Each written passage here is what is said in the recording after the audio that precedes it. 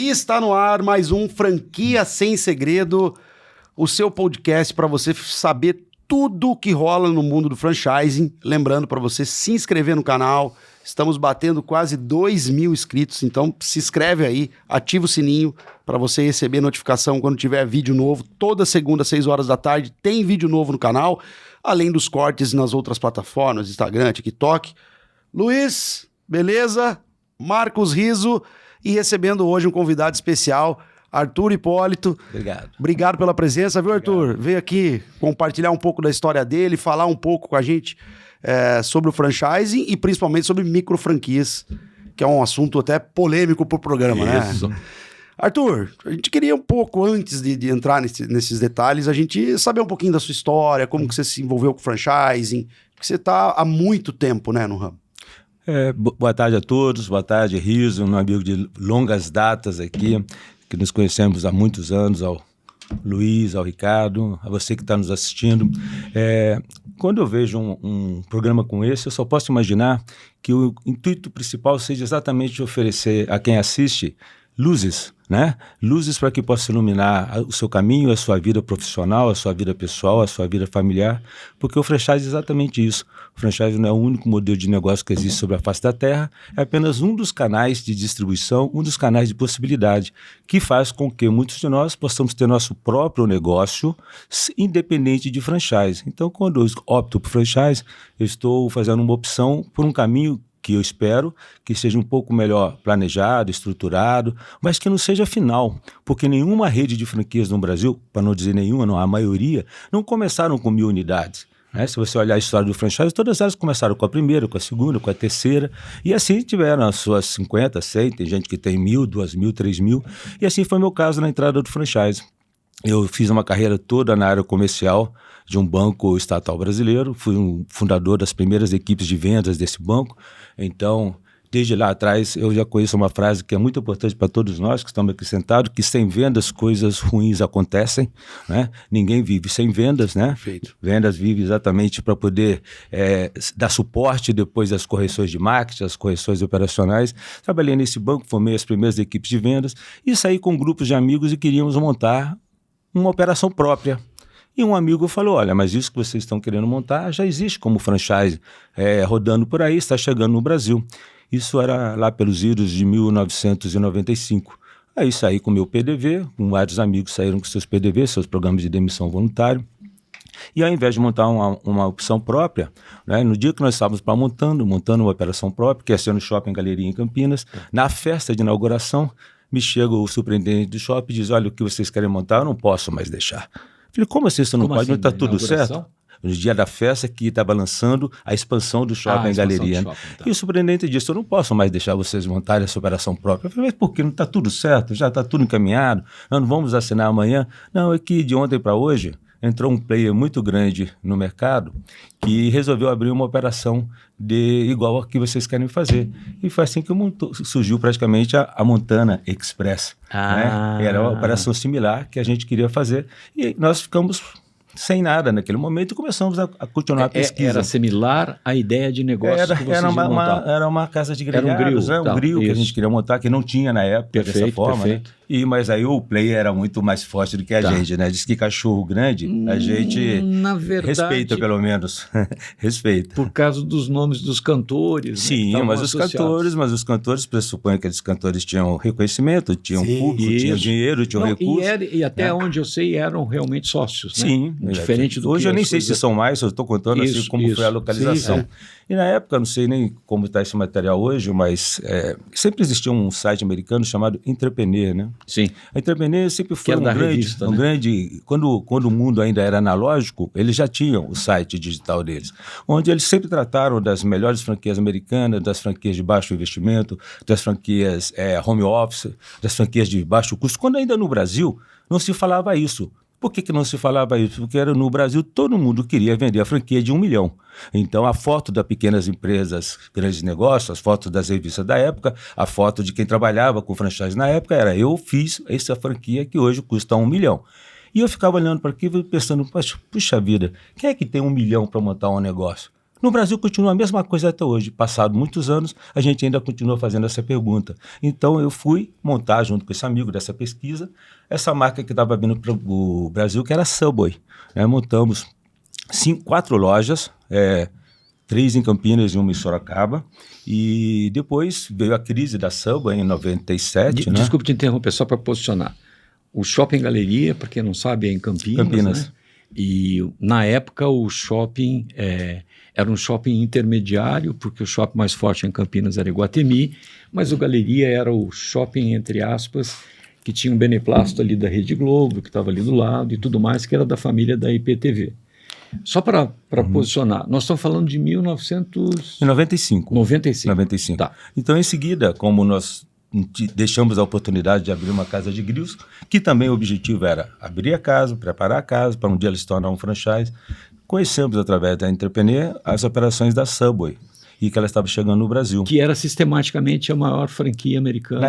Na época, Rizzo, a Subway era a maior franquia do mundo. Como continua, salvo o melhor juízo, a maior franquia do mundo. Por quê? Não sei se vocês sabem quantas franquias próprias elas têm. Alguém aqui na mesa sabe? Nenhuma. Eu queria ver dos meninos. Desculpa. Desculpa. Você não tem direito. Não tem uma unidade própria. Me chamou de velho de novo, vai me dar naftalina de novo e chamou vocês de meninos. Ainda bem, obrigado. Vai dar. Não, foi melhor, não foi? Foi melhor, né?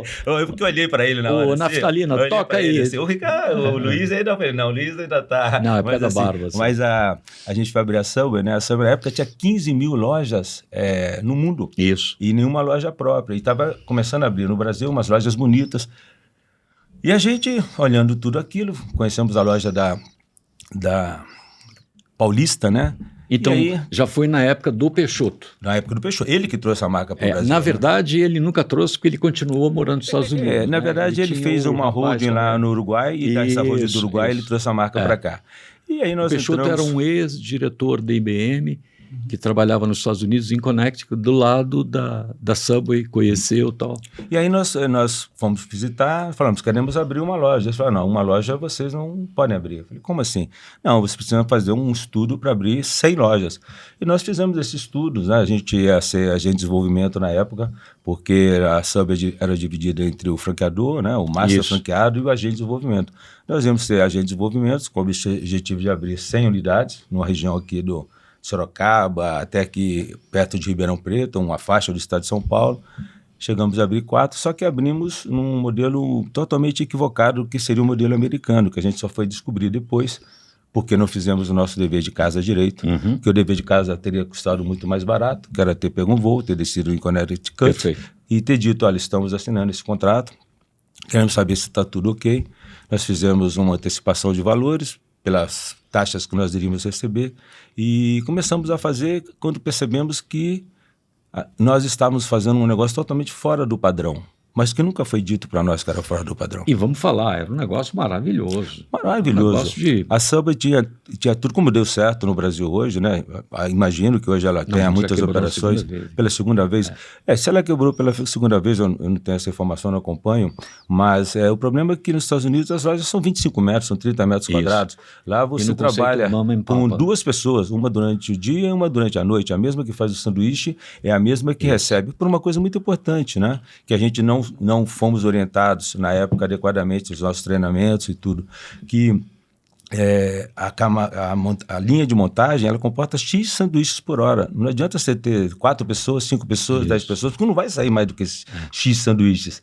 E dentro daquele horário de alimentação, se você, no Brasil, as pessoas se alimentam de meio-dia às 2, você tem aquele horário para vender. Vamos supor, 100 sanduíches. Não vai vender 200. Você sabe mais ou menos qual vai ser o seu markup. Exatamente. Você não vai conseguir fazer muito mais que aquilo. Mas tem uma coisa importante que o Arthur falou, que é o efeito comparativo. Ele está falando dos Estados Unidos, mas o visual dele é uma loja com um arcade de 800 metros quadrados na Paulista.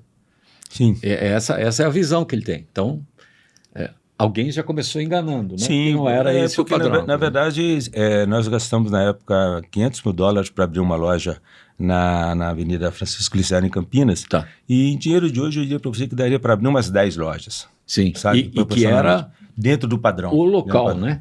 Dentro do padrão, porque existe uma história no franchise brasileiro que, numa das vezes que o Fred Deluc teve aqui, perguntaram para ele, Fred, qual que é a sua mágica como é que você faz para buscar pontos comerciais?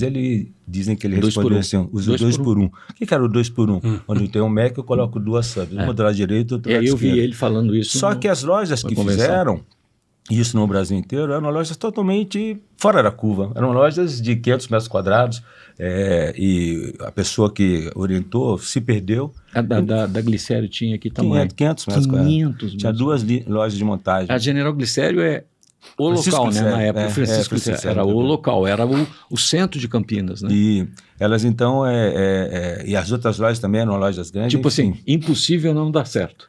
Era impossível não dar certo, é exatamente Então, isso. Né? Não tinha chance de dar certo. Zero. Passado o período de 90 dias, que é o período que as pessoas vão até a loja, que a loja entra no seu movimento normal, é impossível, porque a relação investimento versus o valor do movimento, né, era muito comum.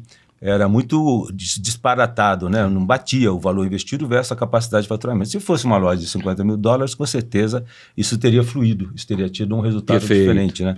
Então, dali desse processo, continuando a resposta para você, já te devolvo a palavra, Ricardo, eu tinha gastado todo o meu PDV, né? Eu trabalhava com vendas, trabalhava com palestras para o Senac e para outras entidades do Brasil. E falei, olha, vou voltar para o mercado de franchise, porque era um mercado que eu tinha aprendido, porque eu sempre costumo dizer... Chegou a botar 5 lojas? Botamos 4 lojas, 3 em Campinas e uma em Sorocaba. A de Sorocaba continuou mais um tempo. As de Campinas nós fechamos 2, uma ficou mais um tempo, mas depois fechou, porque a estrutura de fornecimento se deteriorou no Brasil. E um dos segredos era os pães, né? Então eles deram as receitas de pães, deram tudo, só que a única pessoa que sobrou, praticamente um dos poucos que sobraram no Brasil, foi um franqueado da Bahia que acabou virando o diretor deles no Brasil, quando eles retomaram a vinda.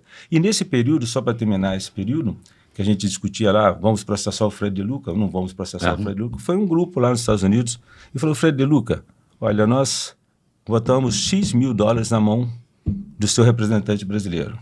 Isso dava mais ou menos $6 milhões para poder destruir as áreas no Brasil. Ele disse assim, $6 milhões?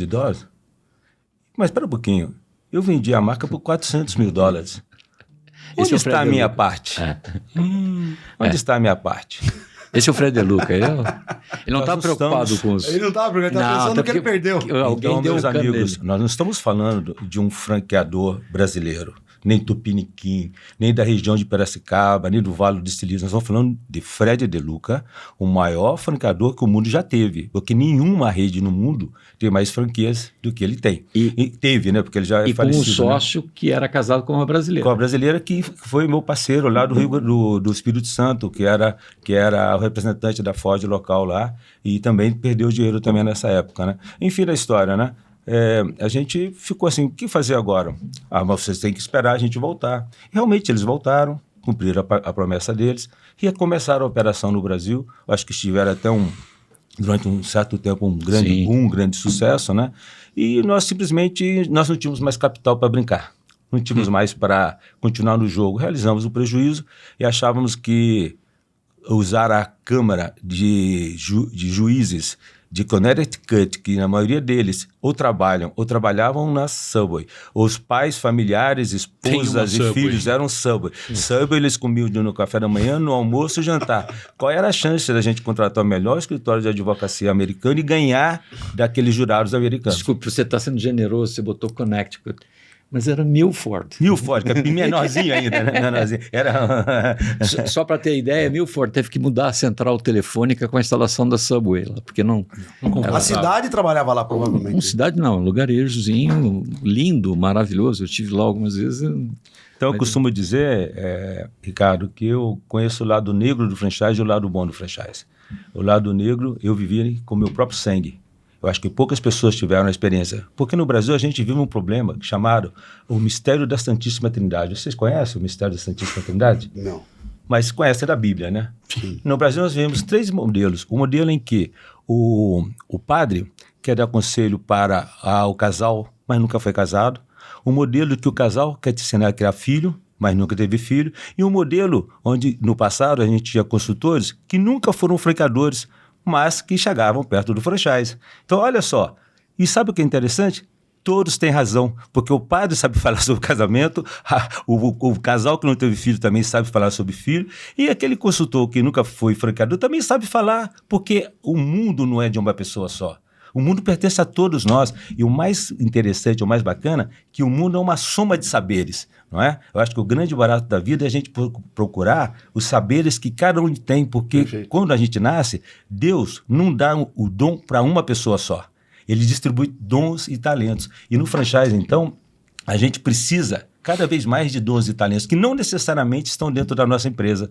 É por isso que a gente, periodicamente, a gente tem que olhar para o mercado, a gente traz pessoas, contrata outras pessoas para elas olharem de fora. Porque às vezes, sabe, a gente diz que o uso do cachimbo deixa a boca torta. Né, assim? O cara tá viciado ali, tá viciado, né? E aí a gente precisa de um olhar de fora, um olhar, sabe, descontaminado, um olhar, sabe... Então, quando a gente fala o mistério da Santíssima Trindade, é porque a gente tem que ter essa compreensão da importância de cada uma dessas pessoas dentro da nossa vida, né? É por isso que muitos de nós, quando somos católicos, vamos lá ouvir o conselho do padre, não é? Muitos de nós, como temos filhos, ouvimos a opinião de todo mundo, porque não tem manual para criar aquele negócio. E quando a gente é franqueador, a gente tem que ouvir a opinião das consultorias, do pessoal que está de fora, porque a gente não tem todos os saberes sobre a humanidade. Então, imagina que quem entra no franchise acha que quando ele entra no franchise, o franqueador já sabe tudo, né? Se fosse simples assim, né? Se o franqueador soubesse tudo num mundo em transformação, num mundo onde as mudanças que no passado aconteciam a cada 50 anos, agora acontecem no espirro. Desculpa, ele pode não saber tudo, mas ele tem que saber um pouco mais do que eu. Pelo menos, exatamente. Então vamos nivelar. Ele tem que saber alguma coisa importante para ele chegar. Mas deixa eu só concluir meu ponto aqui. Mas deixa eu só concluir minha ponto. Como é que você se foi com os mormons? Não, foi muito bem. Olha só, esse lado, então, só para terminar respondendo aí o Luiz, o Ricardo, né? Quando eu saí da Subway, que realizei esse negócio, aí eu falei, preciso voltar ao franchise. Eu conheci a Subway, né? Entramos na Subway, trabalhamos na Subway, trabalhei 97, 98, sabe, Riso? Nossa, foram 2 anos. 2 anos inteiros. Aí tivemos que realizar o prejuízo, né? Aí voltei para o mercado e tive a chance, que foi uma alegria para mim, trabalhar com o Carlos Wizard, da Wizard. Peguei ele no início da operação. Por isso que eu mexi com ele no negócio dos mormons. Ele que é sabidamente mormon, né? Mas sempre foi um homem que vivia do trabalho para casa, do casa para o trabalho. Aprendi muitas coisas com aquele homem. Tanto é que ele teve uma empresa que foi vendida, até hoje a única praticamente no Brasil, que foi vendida, segundo contas, por 1,7 bilhão de reais, merecidamente. Um homem que veio de uma família de baixo, um homem que vendia tomate na rua junto com o pai, e do nada, lá do Paraná, conseguiu criar uma rede importante, quando o inglês era um serviço importantíssimo naquelas épocas do Brasil, né? Então tive a chance de trabalhar com ele 9 anos, comecei como gerente comercial, e passei para diretor, e terminei como CEO dele. Foram 9 anos muito interessantes. Foi nessa época que eu tive mais amizade com o Riso, quando ele morava no Brasil e depois nos abandonou, foi embora, entendeu? Foi viver em outras terras, além mar, como diria o poeta português. Aquele é jurado de morte. Isso. Não pode, cara. E continua. Pelo menos por mim não é, ouviu? E a gente se conheceu, aliás, nos conhecemos dentro de um avião. Você não quer matar barato com naftalina? Não adianta, elas voltam.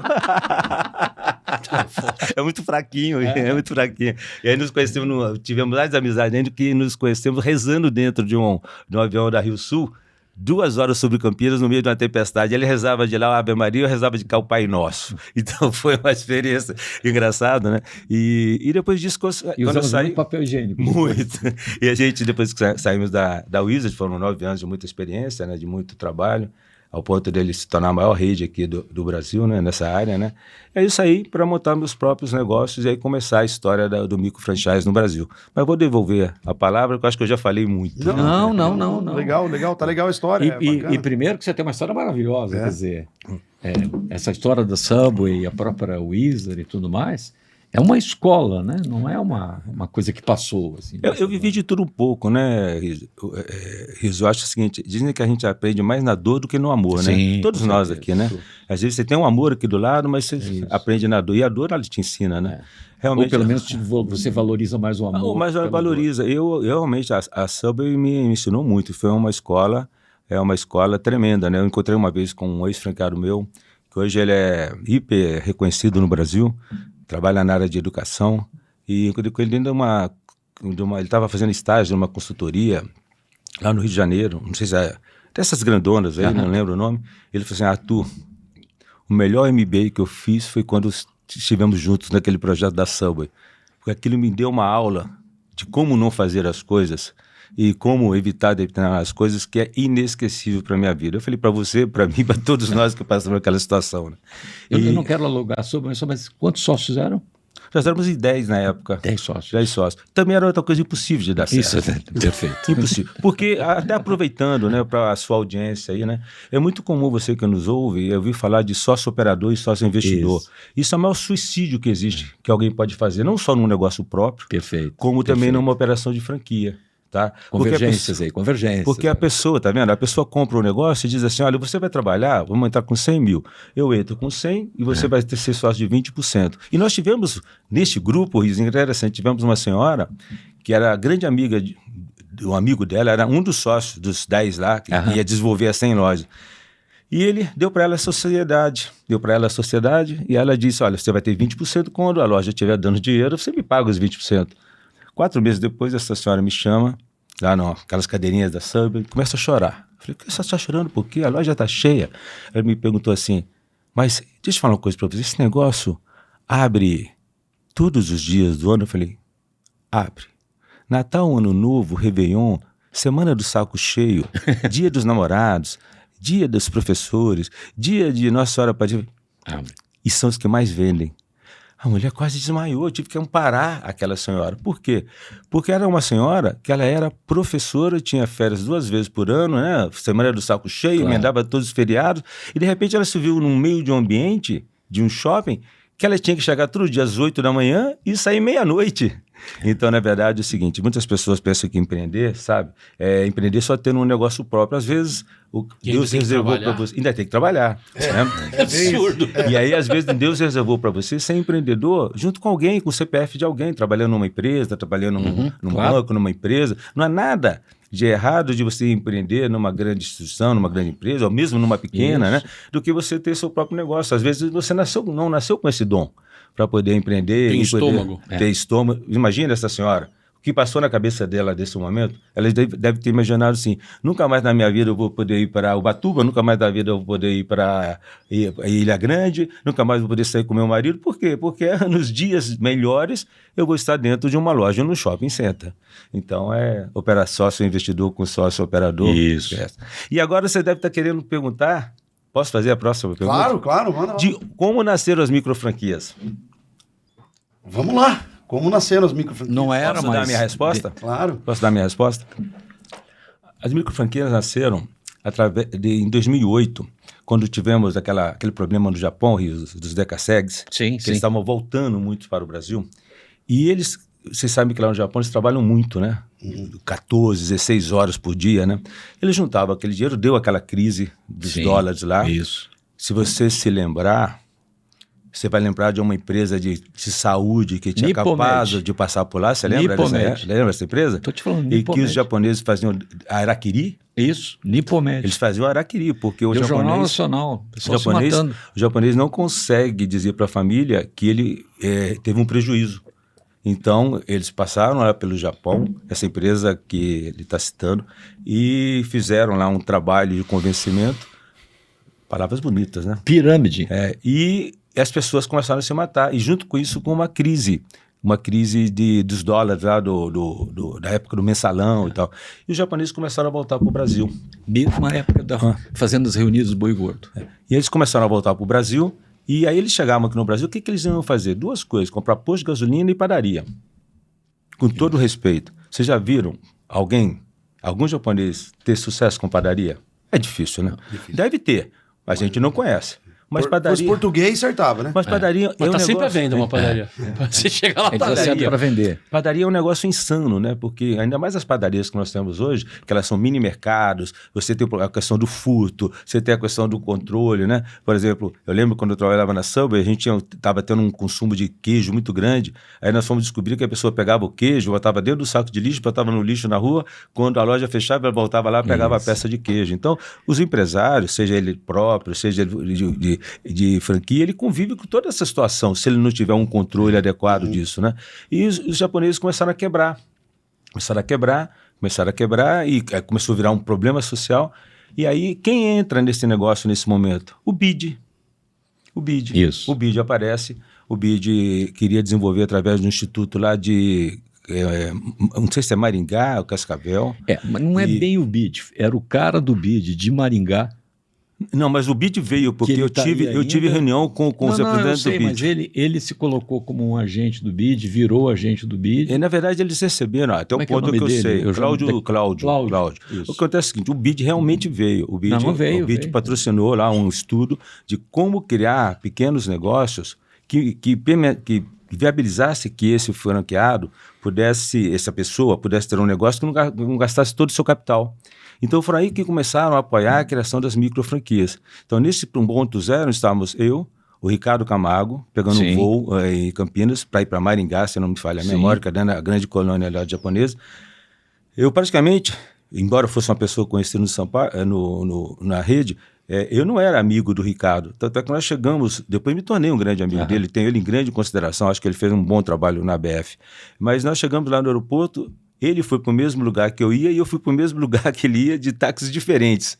Vocês não foram? Não fomos, não é no mesmo táxi. Então, quer dizer, a criação desse processo de microfranquias, ele vem exatamente daí. Coordenado por quem? Por uma pessoa que é um grande consultor no franchise, a quem eu admiro, que tem uma cultura muito grande, que é o Daniel Bernard. Daniel sempre que nós precisamos dele, até pela cultura, o conhecimento dele, é um homem muito técnico, né? Ele, além de falar 7 idiomas, tem parceiros em outros lugares, ele é uma pessoa técnica, né? O Bernard, ele é uma pessoa que quando você não conhece algum assunto, se ele não conhece, ele procura alguém que possa te orientar. E o Daniel Bernard encontrou comigo numa convenção da BF e falou assim, Arthur, esse negócio que você está falando aqui, o BID está chamando de microfranquias.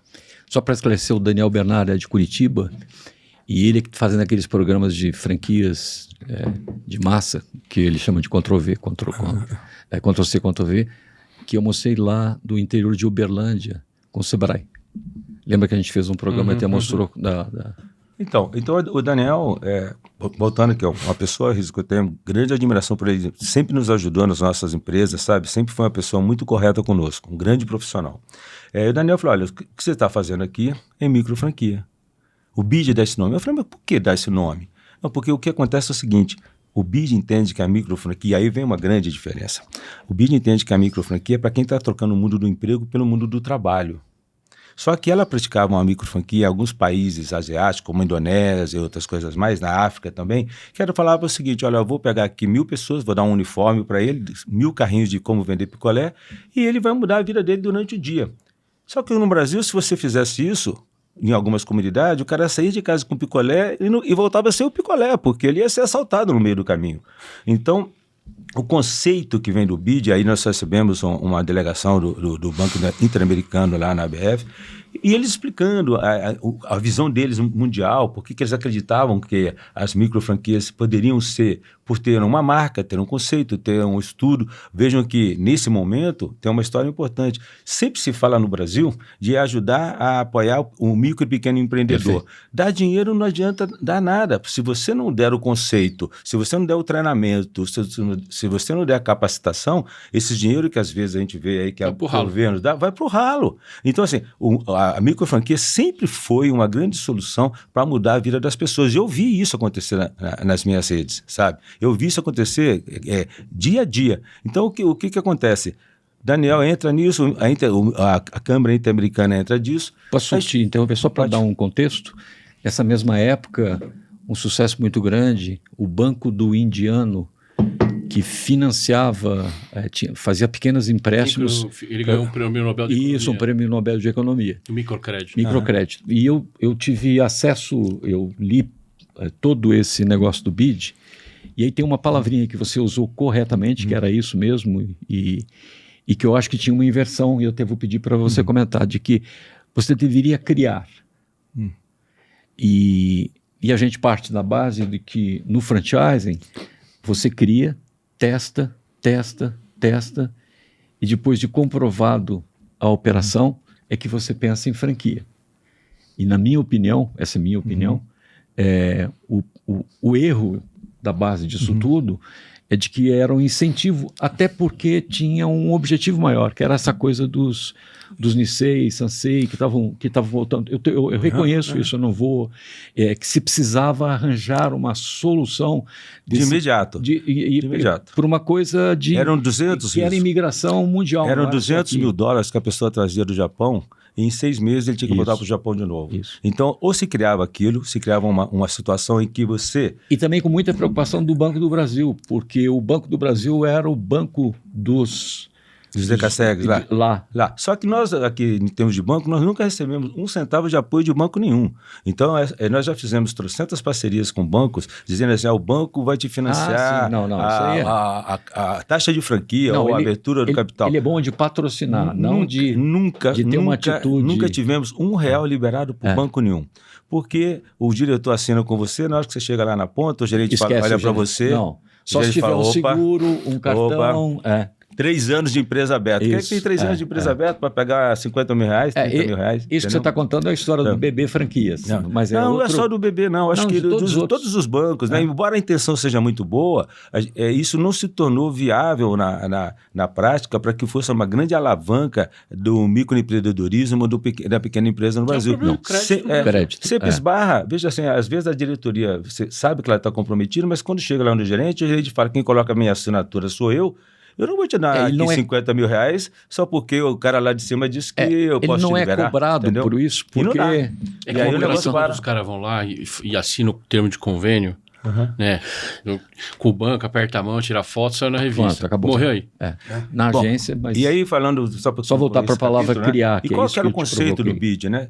Que eu acho que prevalece até hoje, foi esse conceito, que eu fui o primeiro diretor de microfranquias ABF, adjunto, né? Não foi eleito para isso, eu fui nomeado pelo Ricardo Bomeni para conduzir o último ano, eu acho que faltava o mandato dele, e nesse momento eram 3 vezes o valor do PIB per capita. Então, se nós temos hoje um PIB per capita, e esse era o conceito que o BID trouxe e a gente incorporou. Então, são 3 vezes o PIB per capita, nós estamos falando de $10.300, 31 mil, né? 3 vezes 5, 15, 160 mil reais, mais ou menos, aproximadamente, dependendo da flutuação do dólar aí, o conceito que nós implantamos através do BID.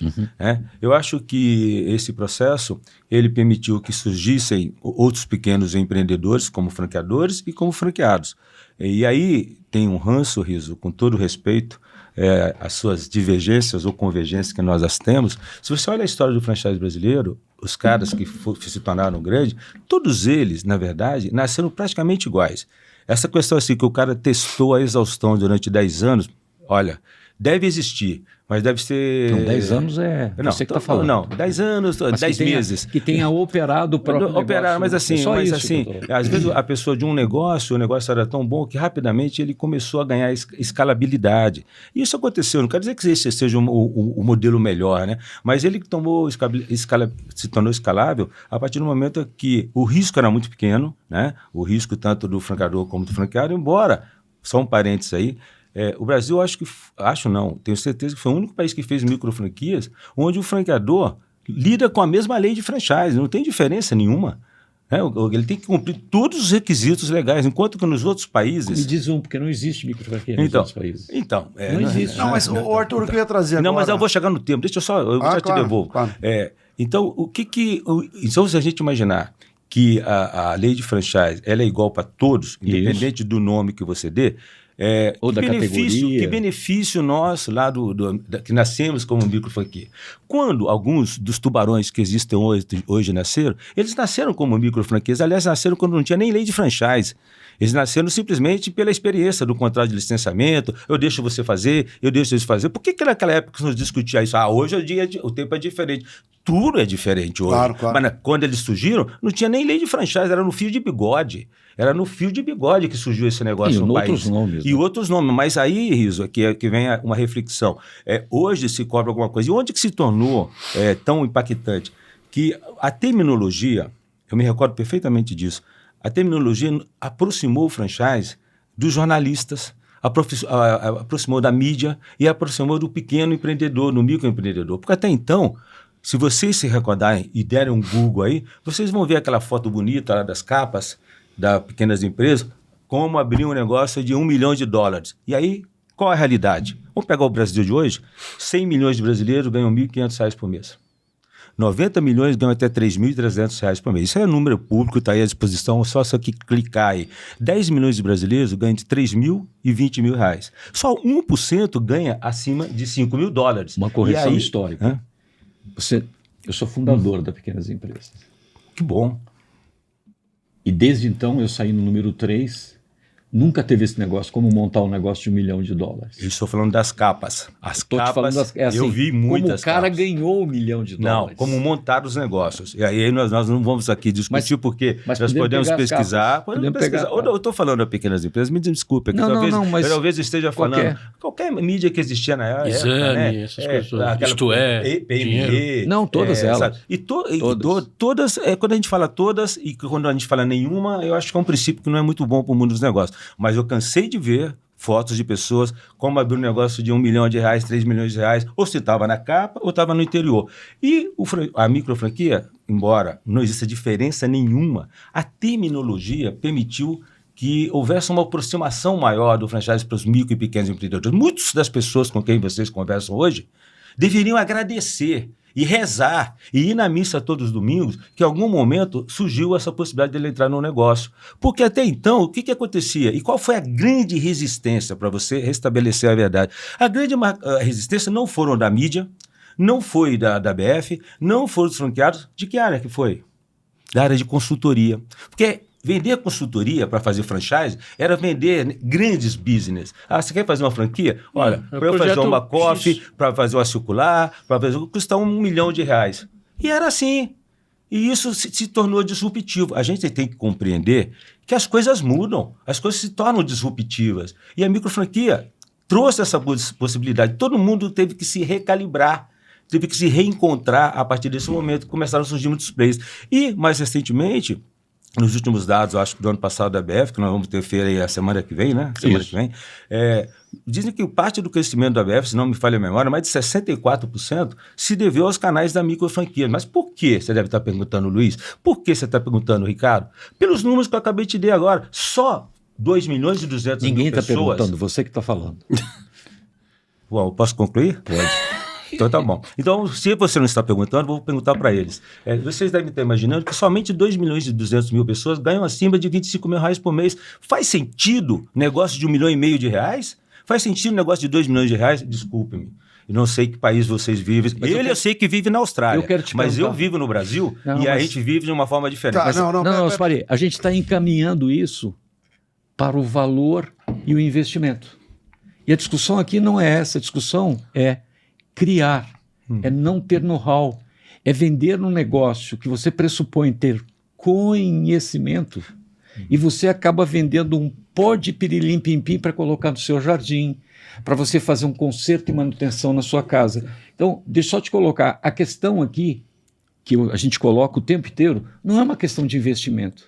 A questão é pessoas que não têm experiência estão vendendo negócio, dizendo que tem experiência para um outro inexperiente. Não, Riso, mas você vai lembrar, com todo respeito, que a gente veio no processo, eu acabei de contar a minha história. Eu fui vítima da maior rede de franquias do mundo. Alguém pode dizer que a Subway não é a maior e melhor rede de franquias do mundo? Eu não posso. Sim. E então eu com um grupo de amigos perdemos $2 milhões. Cheio de boas intenções, o inferno está cheio. Então, vamos fritar. Mas você reconhece que não fez a lição de casa. Não, senhor. Eles tinham a obrigação de me dar, porque eles tinham know-how. Depois eu fui descobrir lá atrás que lá nos Estados Unidos, para se abrir uma Subway com mais de 100 metros, tinha que ter uma autorização formal da Subway americana. E nós aqui abrindo loja de 400 e 500 metros, sabe por quê? Por quê? Porque a Subway americana deixou. Então, mas entendeu? Você falou uma coisa importante agora, e que é exato. Eu acho que eu entendo a angústia do Riso, e é por isso que ele está falando, a gente não está falando de valor. 2 pontos que você falou, lá para trás, no começo do seu discurso, quando você começou a falar do caso do BIT, né? Que isso que eu acho que... Eu sou filho de gerações de professoras, então a dor de falta de educação no Brasil, e professoras de colégios de estado, rede de ensino estadual e prefeituras. Então eu conheço o lado do educador, e minha mãe se aposentou como supervisora de ensino. A deficiência que a gente tem, para essa massa que você colocou aí, a grande deficiência, que é a falta da base. Então, eu acho que quando você fala não é só o dinheiro, eu acho que é isso que ele está querendo separar, e porque eu acho que são várias caixinhas que a gente tem de problemas. A caixinha do dinheiro, do valor, é um corte, eu concordo, perfeito. O quanto o cara vai pôr. Mas você tem a caixinha de adianta alguma coisa, e aí é a dor que eu vivo do lado, tanto atuando para franqueadores, quanto advogando para franqueados, brigando com franqueadores. É o cara que ele já não tem preparo. Então ele já de base, ele já não sabe. Ele não sabe fazer um custo. A gente falou outro dia num programa aqui. O cara não sabe. Você fala, calcula o CMV do teu produto. Ele não tem a menor noção do que ele está 2 anos operando a franquia. Ele não tem a menor noção do que a gente está falando. Você está falando do franqueador? Do franqueado. O franqueador é pior ainda, se ele souber. Então, mas tô falando do franqueado. Então, assim, a deficiência de base é um problema. Aí você junta com a deficiência de base a questão do problema financeiro. E aí sim, a gente não está passando a régua no coisa. Mas a palavra que você usou, junto com a que ele usou, as duas fecham o mesmo ciclo, que é know-how, e você falou, eu esperava que o franqueador fizesse por mim. E é essa a dor, do lado do DK, que você ouve a grande massa, a gente recebe comentários, não sei o quê, e advogando. Eu vou brigar com... E aí não é... Neste ponto, o problema não é micro, macro, nano, o nome que for de franquia, é... O franqueador, e é por isso que ele critica isso, e aí eu acho com propriedade, é o fato do cara montou um negócio, por mais que ele acelere. Ele montou um negócio, eu cansei de, no meu escritório, receber, o cara falou, eu queria montar esse negócio para uma franquia. A semana passada um cara falou para mim, um cliente meu, isso aqui vai virar franquia. Pô, mas você não testou. E eu acho que o que está por trás da sementinha lá para trás da franquia, quando alguém pensa em franquia, se você conversa com as pessoas, ou as pessoas no mercado falam, esse negócio de franquia aí não dá dinheiro, o franqueado só quebra, a franquia só rouba. Tô falando da boca da Rádio Peão. E outra é o cara que vira e fala, putz, eu esperava, que foi a frase que você usou. Eu esperava ter um suporte, eu esperava que o cara me entregasse um conhecimento da operação. E esse conhecimento de operação, em muitas operações que você vê aí em aceleradores que saem vendendo um monte de tranqueira de franquias micro ou não, e aí a crítica não é no micro não, é a sua crítica para Subway e a crítica para qualquer outra pequenininha. Sim. O cara não tem o que entregar. Mas o que acontece? Lembra quando a gente conversou no início da nossa conversa? Se nós 4 aqui resolvêssemos virar franqueadores, nós temos o domínio de todas as ferramentas do franchise hoje para sermos franqueadores. Tivemos uma grande ideia aqui agora. Será que a gente teria? Com todo o conhecimento que ele tem, com todo o conhecimento que eu tenho, que você tem, pode ser que a gente encontrasse num serviço, ou num produto, numa ideia nova, falta de saberes que não estão nessa mesa. Então, cabe sim ao franqueador buscar esses saberes para prestar esse suporte para a sua rede. E aí vou dar uma informação importante, por exemplo. Agora estamos na mesma linha. Um tempo atrás, nós contratamos um grande amigo, que nos deu uma aula que eu acho fantástica. Aliás, pratico o que ele nos ensinou, que é o nosso amigo Adir Ribeiro, lá da Praxis Business. Ele tem uma empresa de treinamento e tal, e ele está sempre futucando a gente, né? Questionando, né? Sempre na busca da excelência. Eu acho que quando a gente estuda, quando a gente capacita, a gente, na verdade, não tem aquela pessoa que sabe tudo, tem aquele que reconhece que vai aprender o resto da vida, né? Então ele tem um projeto que ele nos ensinou, é o seguinte, que ele chama de OVG, que é, quando um franqueado entra, o primeiro passo dele, ele tem que aprender a vender, dependendo da área especificamente, né? E tem que aprender a operar. Muitas vezes você dá os 3 treinamentos para ele, operação, vendas e gestão. Mas sabe, Luiz, são tantas informações. Sim. Que às vezes ele não está preparado para assimilar todas as informações naquele momento. Só que se ele não faz as primeiras vendas, se ele não perde o medo de vender, ele não consegue operar. Se ele não consegue operar, como é que ele vai saber qual é o CMV? Como é que ele vai construir o DR dele? Como é que ele vai olhar, sabe, as preocupações que vêm com a gestão? Então, eu acho que, assim, lógico, não estou falando de 10 anos, estou falando de um período de 3 meses, 6 meses, 1 ano. Esse processo tem que passar pelo franqueado. Cabe ao franqueador, cabe a nós, estimularmos para que ele passe pelas etapas mais rápidas, para que ele passe pelas vendas, para que ele sinta as dores da venda, né? Porque a pessoa acha que ele vai chegar lá, vai fazer 10 contatos e vai vender, né? Abriu a porta faturando. Já estaria bom, né? Sim. Depois ele pensa assim, agora que eu vendi, eu vou encontrar as pessoas que vão trabalhar para mim, né? Você abre um negócio de alimentação, o chapeiro não vai. E se você tiver um chapeiro só, acabou o seu negócio. Vendeu, mas tem que entregar. Tem que entregar o sanduíche, não é assim? Eu tenho que entregar o serviço, eu tenho que entregar a aula. Qualquer coisa. Então, aprendeu a fazer? Aprendeu. Agora, como é que você aperfeiçoa? Onde estão os seus gargalos? Se a pessoa não tiver um mínimo de maturidade, aí concordando plenamente com você, nós vivemos um país cujo nível de formação empresarial no nosso país é perto de zero. Não é perto de zero. Por isso que nós acabamos de criticar aqui que esses recursos a fundo perdido dos governos, que aqui no Brasil nunca chegou a acontecer, salvam o lá, não funcionam. Porque não adianta pegar a dona Maria, o seu João lá do bairro e dar a ele um dinheiro, vou te dar 50 mil reais para você virar dono do seu próprio negócio. Aí talvez um consiga, mas o resto...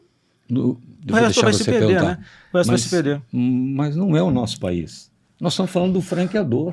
Mas isso acontece aqui e acontece em outros lugares também, né? Então, eu vejo aquilo que eu disse para você. O papel do franqueador, além dele dominar o negócio dele, é ele ser capaz de coordenar todo um grupo de saberes que estão no ecossistema dele. Então, ele tem que mapear quais são as dores, ele tem que mapear quais são as novas tecnologias. Né? Nós assistimos uma entrevista recentemente de uma amiga nossa, que você deve conhecê-la também, da Liana Bittencourt.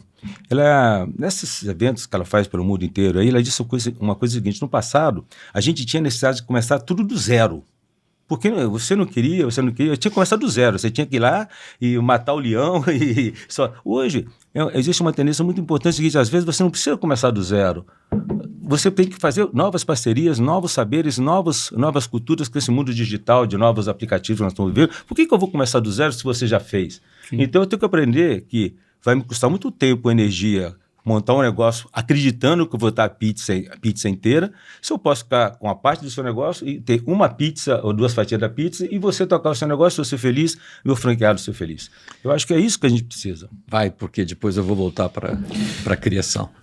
O que eu achei muito interessante que o Arthur falou, aí não sei se vocês vão concordar, mas essa questão da terminologia da microfranquia, né? Que é o que a gente mais bate na tecla aqui no programa, que é, cara, microfranquia é só a terminologia, como você mesmo disse, isso. É uma franquia normal igual a qualquer outra. Exatamente. Nas benesses e nos Exato. Agora, as virtudes e os defeitos. Como o Arthur falou logo no começo sobre as verdades, né?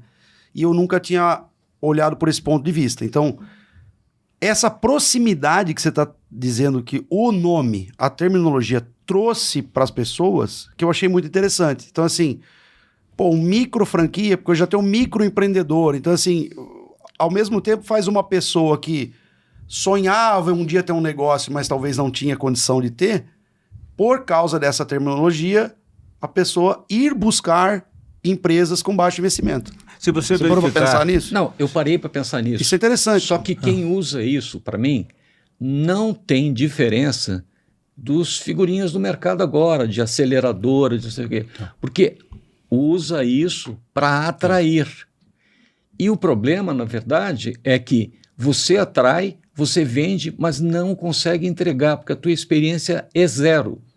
Então, não, mas tem quem tem experiência zero e tem quem não tem isso. Calma, agora você está generalizando. Não, eu não estou generalizando, eu estou afirmando que pelo menos as iniciais, e ele já sabe, eu já toquei numa aqui, já toquei noutra, ele sabe do que eu estou falando, todo mundo se aproveitou de vamos montar. Eu tenho 3, 4, 5, 6, 7 marcas e vamos detonar. Foi isso que virou o mercado. Me diga no início alguma micro franquia de sucesso, porque o sucesso era assim, doutor resolve era sucesso. Bom, primeiro, se você está citando o nome, não sou eu que estou citando. Não, eu estou citando. Mas o que acontece? Me diga o nome do proprietário. Está foragido na Flórida agora. Ninguém foi mais copiado nesse Brasil do que eu. Ninguém. Nenhuma empresa foi mais copiada.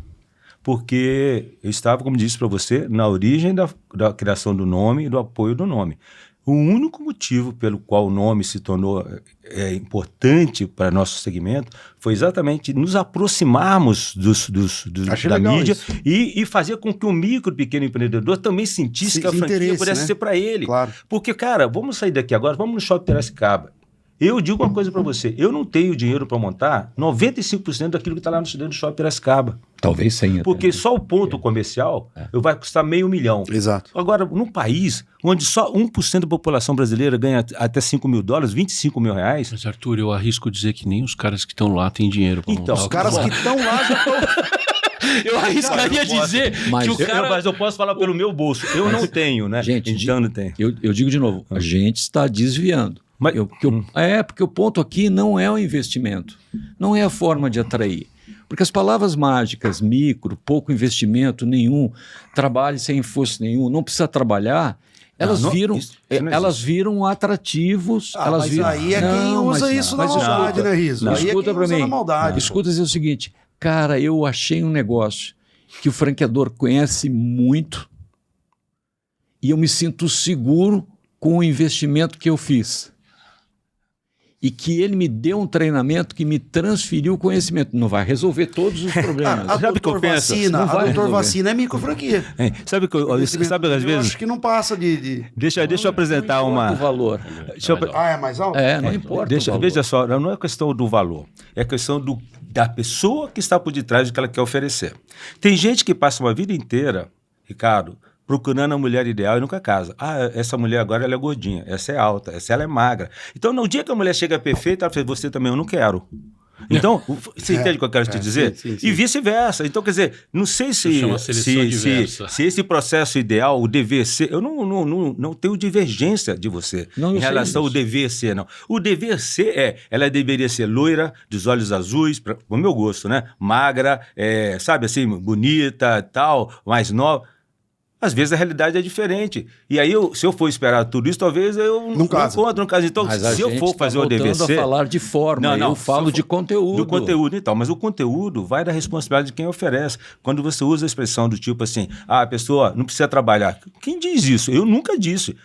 Eu tenho negócios meus que meu franqueado acorda às 5 horas da manhã. Não, mas viu, Arthur, o que ele está trazendo... Eu estou falando de chavões de mercados que atraem... Está acontecendo. Isso está acontecendo. Eu nunca... Olha, eu sempre duvidei dessas empresas de aceleração. Exato. Eu tenho as minhas ressalvas. Eu estou aqui conversando, né, sobre o conteúdo, o dever ser, né, como deveria ser, o princípio pelo qual isso começou no Brasil.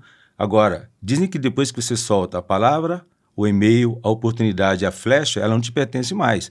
Nós procuramos fazer um franchise íntegro, um franchise responsável. Somos perfeitos? Não. A Subway americana não foi perfeita comigo? Claro. Não, ninguém é perfeito. Então, a partir do momento que a Subway americana, e eu posso dar meu depoimento, porque eu tenho prova, sou testemunha viva disso, ela não foi perfeita comigo. Então, assim, olha, eu demorei uns 15 anos para comer o sanduíche deles. Mas voltei a comer naturalmente. Hoje eu como sanduíche. Desce tranquilo? Não guardou mágoa. Eu acho que mágoas são coisas que a gente vai soltando pela vida. E às vezes comer diminuir a mágoa. Diminuir a mágoa. Mágoa é igual saco de batata. Você vai guardando, depois um mês ela já está apodrecendo. Ou você solta o saco de batata, ou ela fica ali. Ou você vira uma batata. Uma batata podre ainda. Viu, então, vamos voltar um pouco, que você contou a história aí da Subway. Hoje, como é que você está no franchising? Hoje nós estamos trabalhando com 2 marcas. Estamos trabalhando com a Home Angels. Home Angels. Home Angels hoje, talvez a líder de mercado aí do México para baixo em operações de cuidadores de idosos, né? Legal. Que é um mercadaço. Riso, esse mercado de idosos, olha aqui, câmera. Olha, nós dois aqui, ó. Só vai crescer, ouviu? Logo, o cliente é vocês estão precisando, não vai demorar, mano. Esse mercado só vai crescer. Porque, na verdade, é o seguinte, Isso me disse o cara do ramo de óculos. Eu falei, mas é um bom negócio. Você está me enxergando? Não, você já viu alguém nascer de óculos? Não, por isso que eu estou falando. Mas todos morrem de óculos. Aí eu calei a boca. Então, acontece, nós vivíamos um processo lá atrás... Mas você não falou outra marca. E a Tutores, que é uma franquia de reforço escolar. A Tutores... E já teve outras, né? Tive outras também, que encerramos há muitos anos atrás. E eu vou explicar por que encerramos. A Tutores vinha muito bem, ganhou até prêmio de melhor microfranquia pequenas empresas, mas na pandemia a educação simplesmente... Mudou, sim. Se você observar o que acontece hoje, inclusive no mercado de idiomas, por exemplo, e tal, você vê que o mercado está numa transformação muito grande. Adianta retomar tudo isso que o Idiomas, por exemplo, viveu lá atrás, ou que operações como a minha viveu? É outro mundo. Outro mundo. Porque, eu vou dar um exemplo na questão de idiomas. quando eu comecei a trabalhar com idiomas era assim, a escola privada, estou falando de filhos da classe média alta para cima, não dava 1 hora de inglês até o ensino fundamental 2. No ensino fundamental dava 2. Hoje, a criança... Eu comecei inglês na 5ª série. Então, hoje a criança entra no pré-primário, lá no antigo pré-primário... Já tem inglês. Já tem inglês. No ensino fundamental 1 são 5 horas por semana. No ensino fundamental são 5 horas por semana. Mas eles tiraram, como é que você vai conseguir... Eles tiraram. Isso que ele está falando é que se aproveitou um buraco de mercado porque foi tirado do currículo. Então como é que você vai retomar um mercado desse? O mercado mudou. Muitos segmentos viviam da cauda longa, né? A cauda longa cortou. Eu, particularmente, trabalho com crianças com dificuldade de aprendizagem, né, tutores. Nós estamos, na época da pandemia, os franqueados falaram, eu não quero mais ficar nesse negócio. Eu falei, pode ir embora, certo? Assina aqui, não cobrei nada de ninguém, deixei as pessoas ir embora, porque as pessoas se desencantaram. Eu não posso ser o responsável pelo encantamento de uma vida da pessoa se ela se desencantou com o país, se desencantou com as pessoas, se desencantou com o processo. Agora, passado um tempo, estamos retomando, porque a gente lida com crianças com dislexia, com hiperatividade, com déficit de atenção.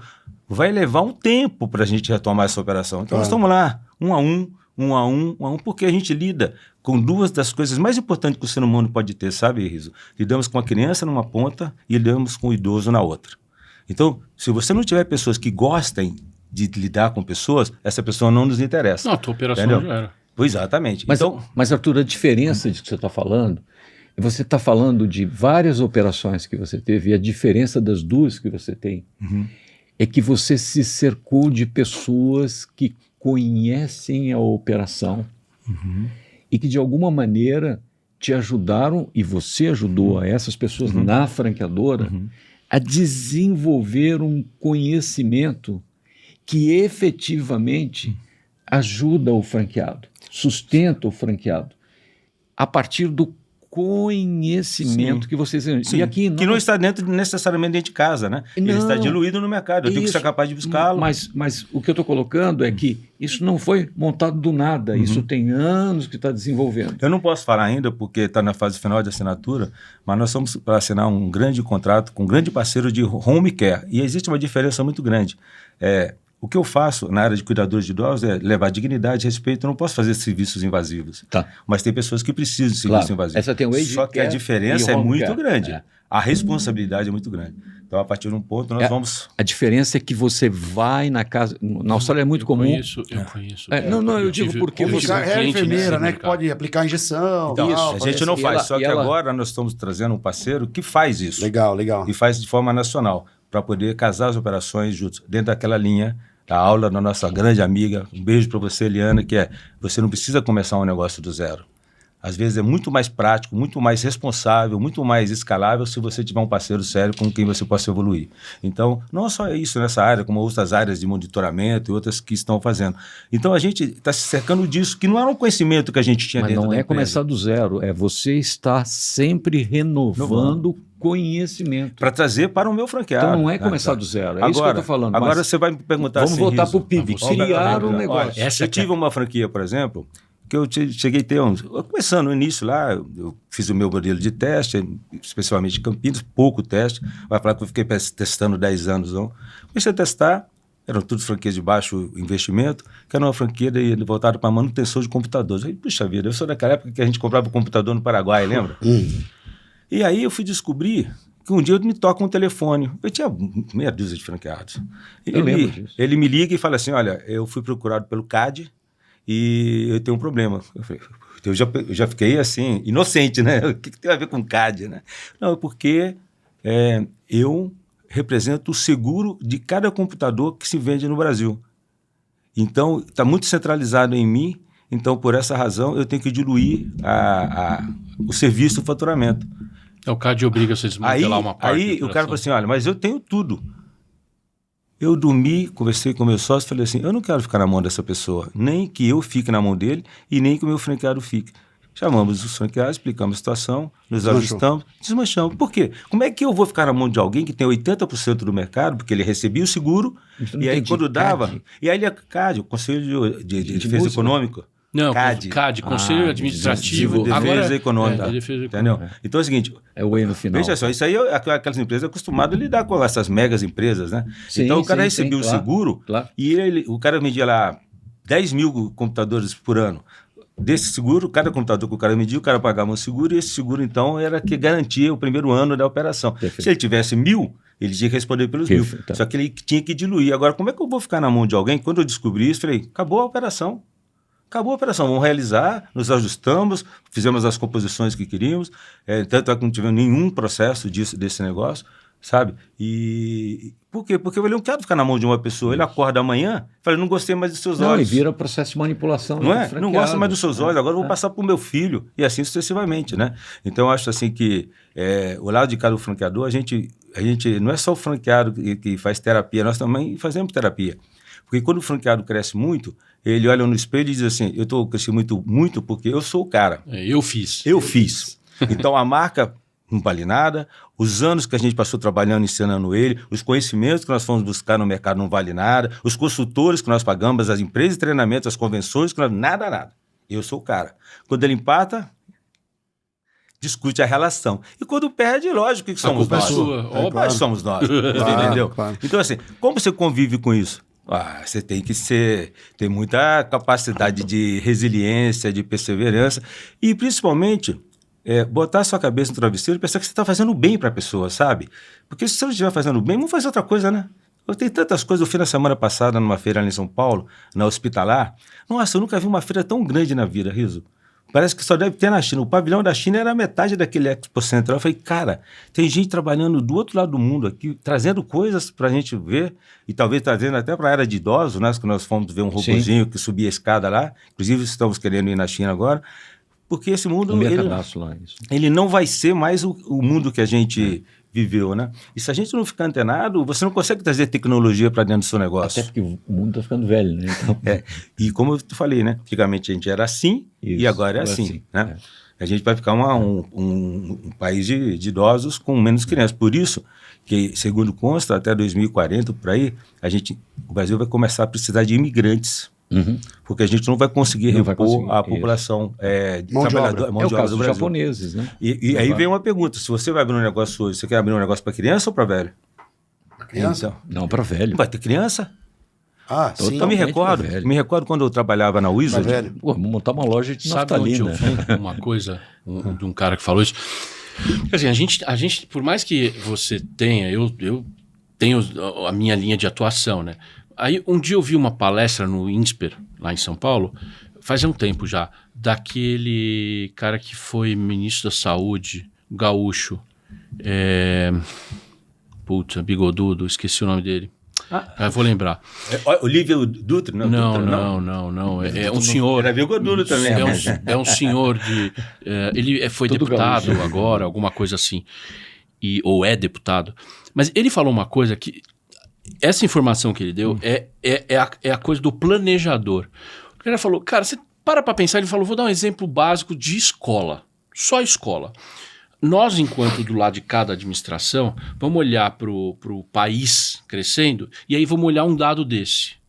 Ele fala, nasceram no Brasil este mês, e aí você projeta isso anualizado, nasceram tantas crianças. Aí você fala, analisei, beleza.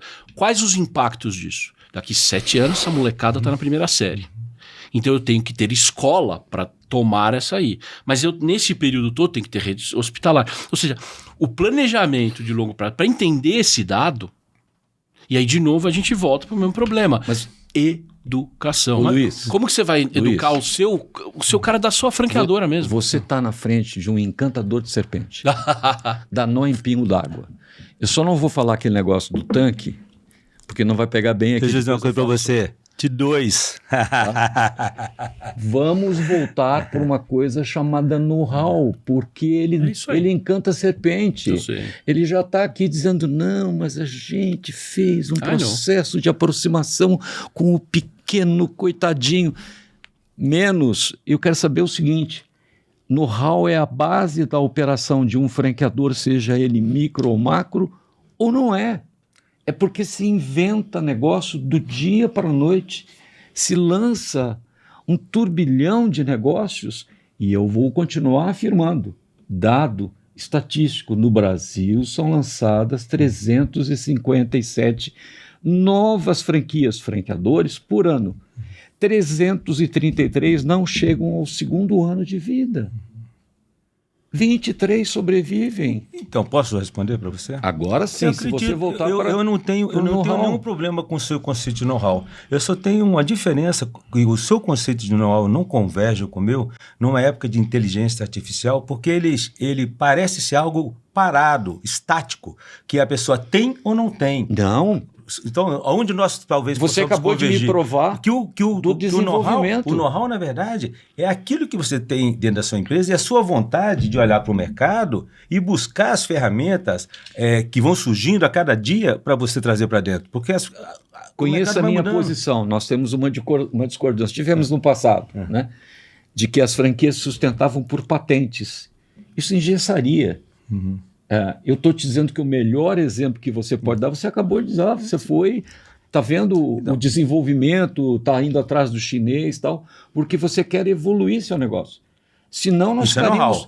Isso é know-how. Isso. E agora, o mais importante mas que eu acho que a gente você só precisa... evolui, melhora aquilo que você tinha antes. Sim, mas a gente precisa... E o que eu vejo no mercado é ninguém tem nada.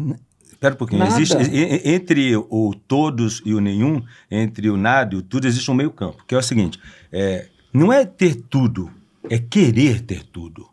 É poder ir atrás de tudo. Não vamos usar a semântica. Não é semântica, é real, seguinte, é real. Eu opero esse negócio, real. Eu conheço, eu estou sozinho e eu vejo que o meu conhecimento pode facilitar a vida de outras pessoas. Você está arraigado num conhecimento único, num conhecimento autóctone, num conhecimento basilar. E nós estamos arraigados num conhecimento já de inteligência artificial, em que a gente reconhece que não temos todo o domínio. Vocês estão falando a mesma coisa. Não, é retórica. Não é retórica, não é retórica. Cara, vocês estão falando a mesma coisa. Não é retórica. Você está falando do know-how. Ele falou a mesma coisa agora há pouco do know-how. Precisa ter o know-how. Não é isso. Vocês estão falando a mesma coisa. Mas o know-how não pode ser individual. Não, o know-how não é algo individual. Ele, quando você quer generalizar, ele fala, não vamos generalizar. Quando eu quero ir específico, ele não quer ir específico. Mas quer ver, eu vou dar um exemplo. Eu estou tentando, veja só. Isso aí é um encantador de serpente, Você citou palavras aqui, citou empresas que não... Você citou, eu não as citei.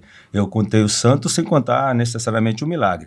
O que eu digo para você é o seguinte, o conhecimento não é autóctone mais. O conhecimento é uma busca pelo conhecimento constante, mas não é todo dia. E nesse aspecto, o que nós estamos falando... O que ele está trazendo é que a galera está montando franquia sem ter conhecimento e vendendo. Bom, eu não sei eu não sei quem são essas pessoas, eu desconheço o que estão fazendo, eu não sei dizer. Eu vou dar um exemplo. Eu posso falar? Eu vou dar um exemplo para você. Eu posso falar pelo meu trabalho. Não, sim, mas a gente está trazendo... Mas a gente vai discutir microfranquias. No conceito, o conceito... A gente está trazendo o que está acontecendo no mercado. Tem uma franquia de bar, que se eu não me engano chama Farm Bar, agora não vou lembrar exatamente, que eu entrei em contato com eles. Eu pedi a coffee, eu fiz reunião. Sabe quantas unidades eles tinham? E estavam vendendo franquia? Nenhuma. Não, nosso bar. Eu falei assim, eu quero o telefone de um franqueado seu. Ele falou, não tenho.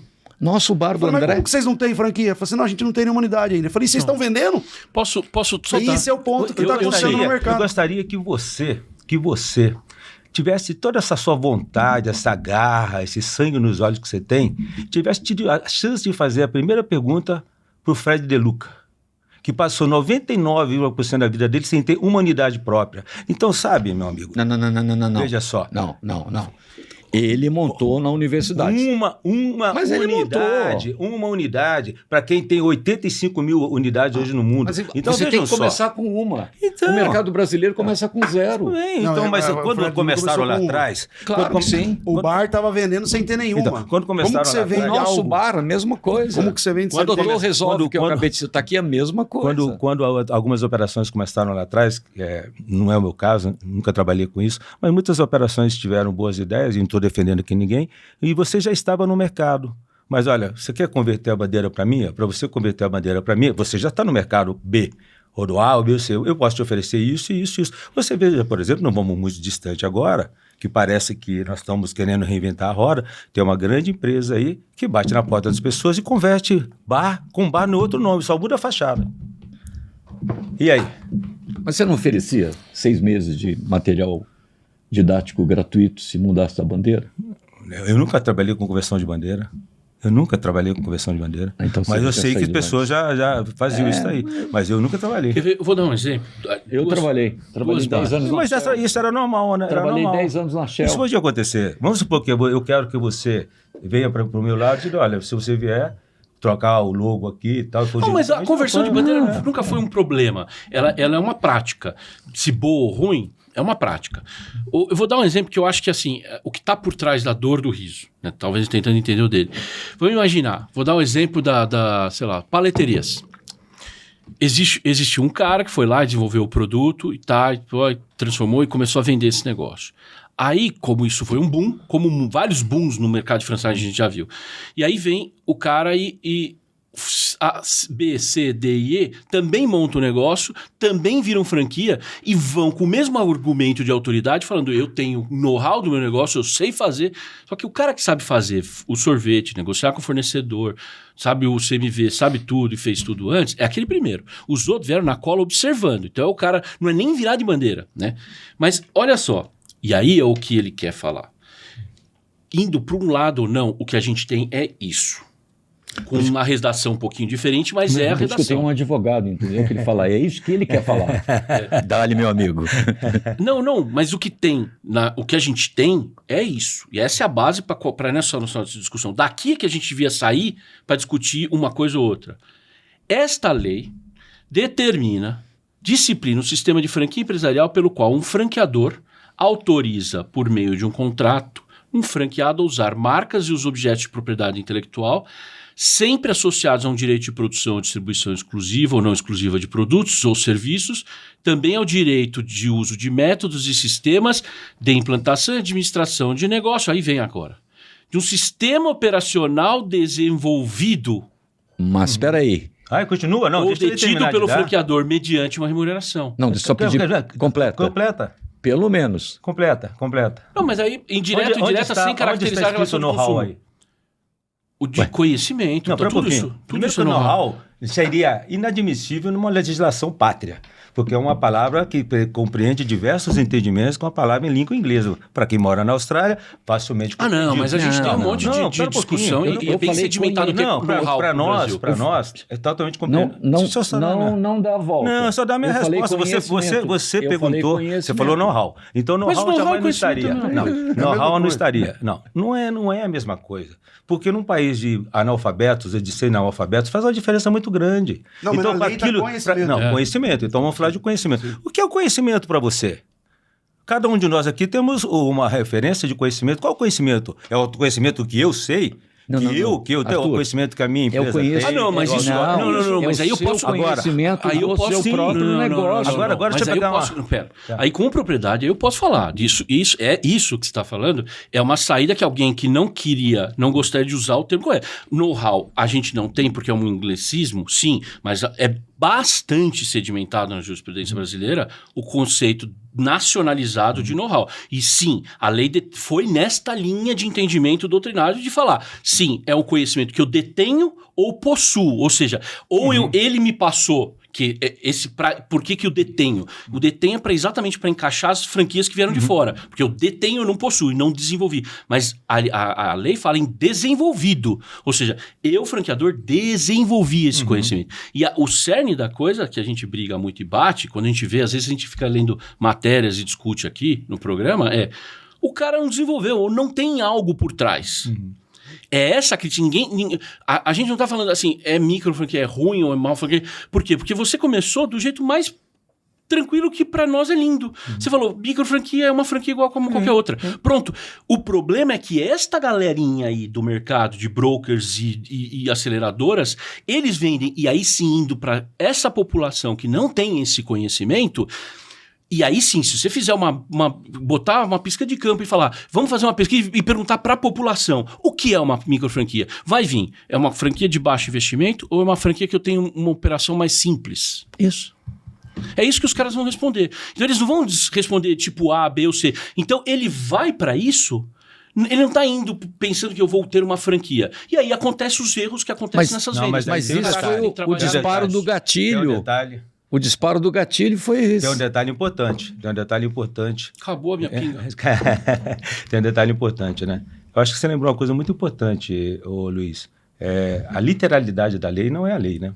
Então, nós estamos falando aqui de literalidade versus jurisprudência. De qual jurisprudência nós estamos falando? Nós não estamos falando de todas, estamos falando de algumas, aquela que vem na sua mente, na sua cabeça, mas a jurisprudência no Brasil é muito grande. Agora, eu concordo com você com algo que realmente me incomoda, né? O franchise, ele vive assim, booms de momentos, né? Lá atrás foi um boom das escolas de idiomas, que ele presenciou muito bem. Você ia nas feiras da BF, eram os estandes de 400 metros quadrados e tal. Eu já vi o boom das escolas de idioma, eu vi o boom das paleterias mexicanas, cupcakes, os boleterias, dos donuts, dos Frozen, eu já vi o boom das esmalterias, de sobrancelha, eu já vi tudo isso. Eu já cheguei em clínica de estética, imagina, clínica de estética, uma das maiores responsabilidades, às vezes, você botar um rosto de uma mulher linda para fazer um procedimento na mão de uma enfermeira, de uma biomédica, e não de um dermato, no mínimo um dentista que tem especialização. Quer dizer, como é que esses negócios nascem, né? Então, assim, realmente é impactante. E nesse aspecto, eu comungo. Agora, o que acontece? É importante que a gente compreenda que esses booms, eles passam.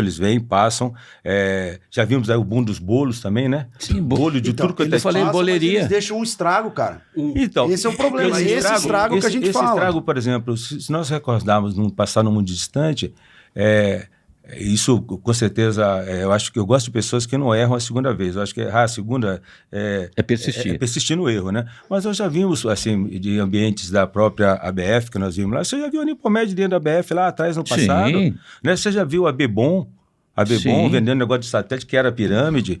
Avestruz Master. Né? Então, assim, fazendas reunidas Boi as pessoas Gordo. não têm domínio de tudo, né? E mesmo as pessoas que trabalham nessas entidades, nessas associações, o cara apresenta uma circular de oferta, apresenta um contrato, às vezes assinado por consultores, lembra dos 3 mistérios? Sim. Ó, eu disse aqui, hein? Sim. Isso aqui é na mesa, hein? O padre, o casal e o consultor.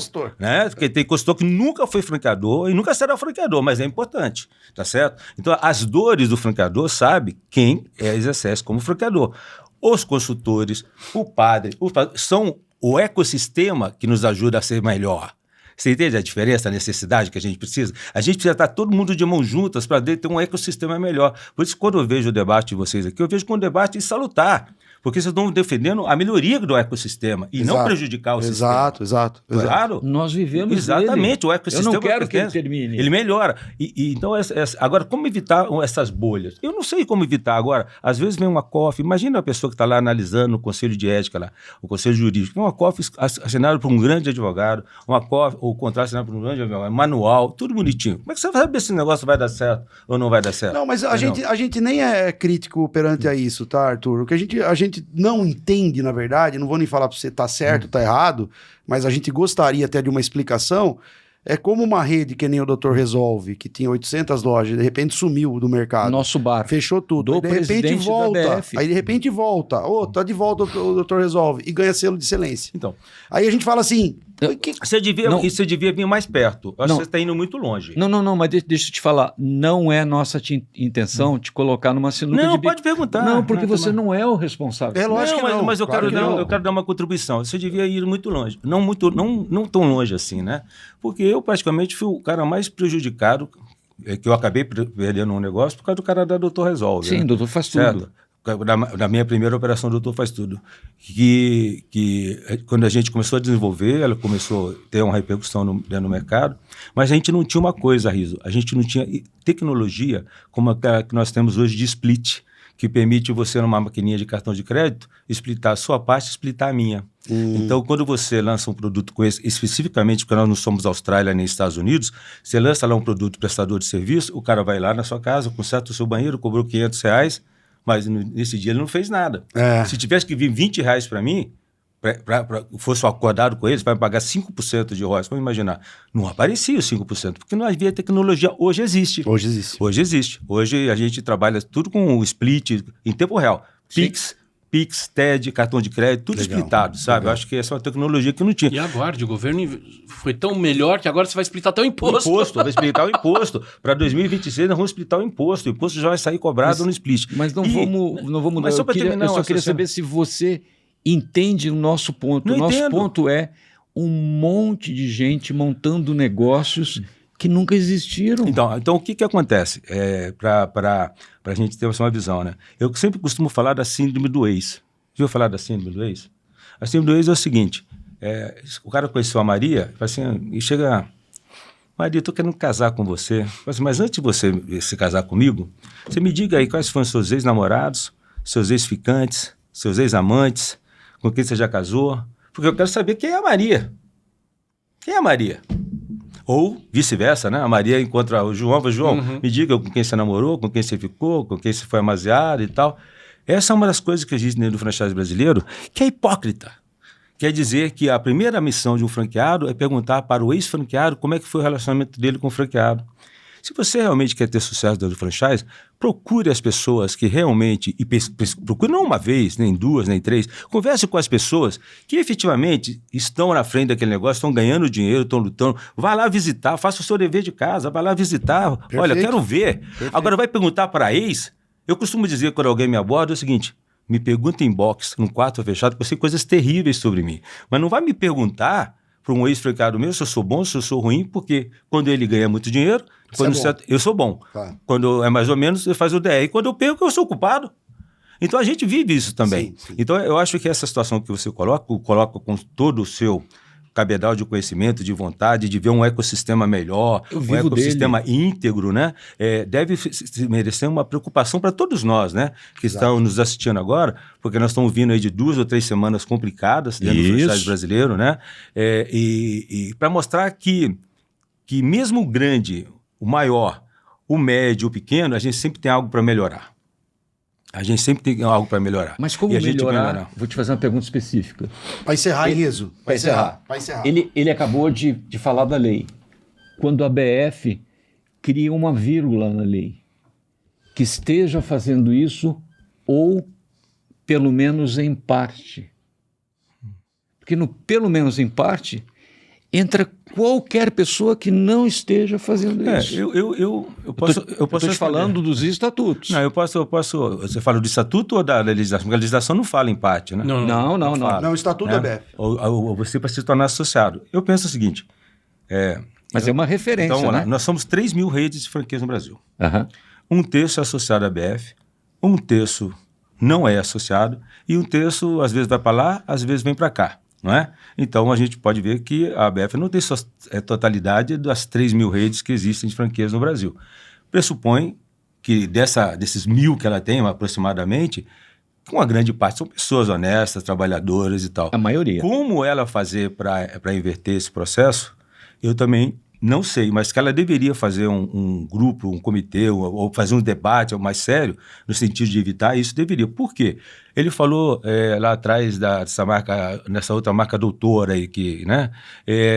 Mas você viu agora recentemente pessoas que ganharam o prêmio de melhores franquias do Brasil, de segmentos que todos nós sabemos que estão quebrados. Exatamente. Estão quebrados. Exato. Estão quebrados. Você passa na porta da escola da pessoa, Exato. você não vê um aluno. Exato. Aí você fala assim, Senhor Criador do Universo, onde foram parar essa colheita? Porque não tem colheita. Isso. Mas no entanto, você não acha que isso está sendo passado mas o também? Sistema, então, deveria começar pela revisão do próprio selo de excelência, né? Perfeito. Como refazer o selo de excelência? Será que o selo de excelência, será que não estão encontrando alternativas? Será que não virou político esse selo? Não.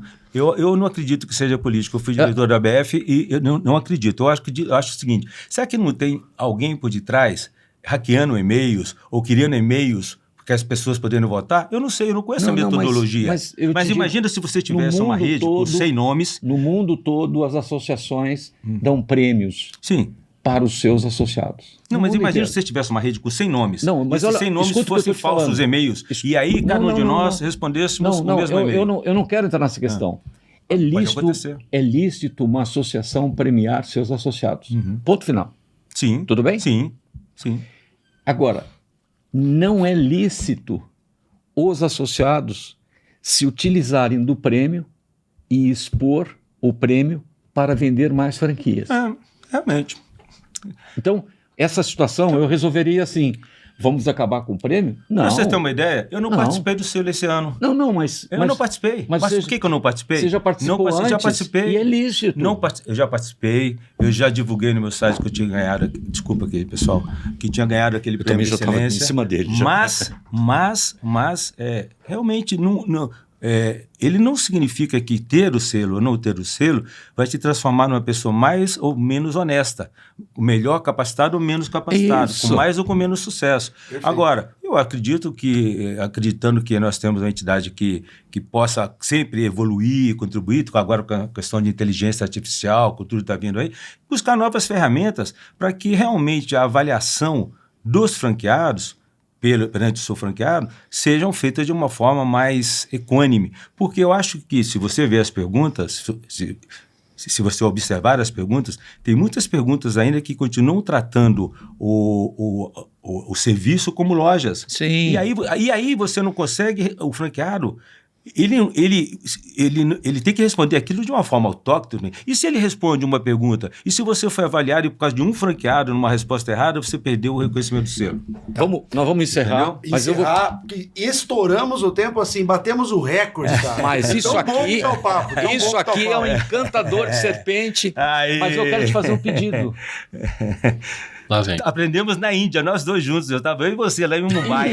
Isso. Lá em Mumbai. Mas eu te Aliás, enganei. você era aquele que estava... Não. Eu era a serpente. Você está enganado.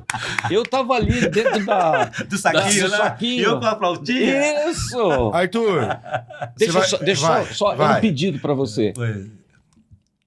Comece a buscar um movimento na BF para que esse vírgula, pelo menos, seja retirado dos estatutos.